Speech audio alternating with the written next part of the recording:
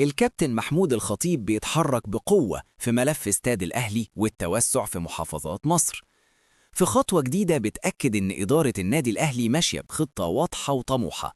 الكابتن محمود الخطيب عمل اجتماع مهم جدا مع الشركات المسؤولة عن مشروع استاد الأهلي، وده علشان يتابع آخر التطورات الخاصة بالمشروع اللي جماهير الأهلي مستنياه من سنين طويلة.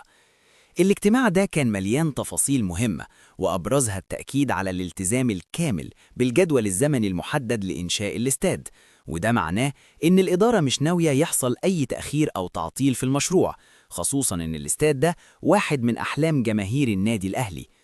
كمان من خلال الاجتماع ده تم التأكيد على إن التصميم النهائي للاستاد هيكون مطابق لأحدث المعايير العالمية، وخصوصاً معايير الاتحاد الدولي لكرة القدم فيفا، وده بيدل على إن النادي الأهلي مش بس عايز يعمل استاد، لكنه عايز يعمل صرح رياضي عالمي يليق باسم النادي وتاريخه الكبير. ومن ضمن القرارات المهمة اللي خرج بيها الاجتماع اختيار مستشار هندسي متخصص علشان يكون مسؤول عن متابعة تنفيذ المشروع خطوة بخطوة، وده علشان يضمن إن كل حاجة بتتم بأعلى جودة ممكنة ومن غير أي أخطاء ممكن تأثر على المشروع في المستقبل. وفي نفس الوقت إدارة الأهلي مش مركزة بس على الاستاد، لكن كمان شغالة على خطة توسع كبيرة داخل مصر، وبتدرس إنشاء فروع جديدة للنادي في أكتر من محافظة، وده بهدف زيادة شعبية النادي وتقديم خدماته لجماهيره في أماكن مختلفة بدل ما تفضل مقتصرة على القاهرة بس. التحركات دي بتوضح إن إدارة الأهلي عندها رؤية شاملة للمستقبل، سواء على مستوى البنية التحتية أو الانتشار الجماهيري، وده بيأكد إن النادي مش بس بيشتغل على الحاضر، لكن كمان بيبني لمستقبل طويل المدى. النادي الأهلي بيجهز عرض كبير لتجديد عقد مصطفى شوبير.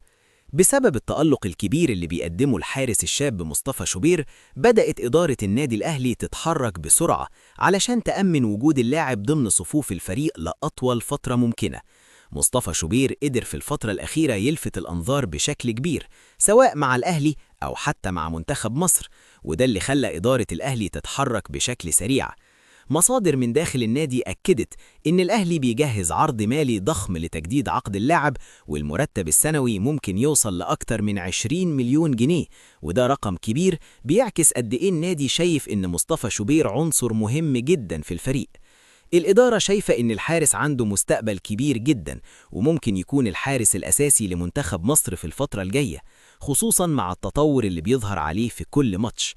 كمان الخطوة دي بتيجي ضمن سياسة الأهلي في الحفاظ على نجوم الشباب ومنع رحيلهم بسهولة، خصوصا في ظل المنافسة القوية من الأندية التانية اللي بتحاول تخطف المواهب المميزة.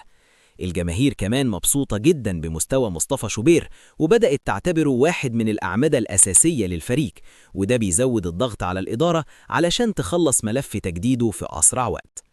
تحذير قوي من ثورب قبل مواجهة سيراميكا.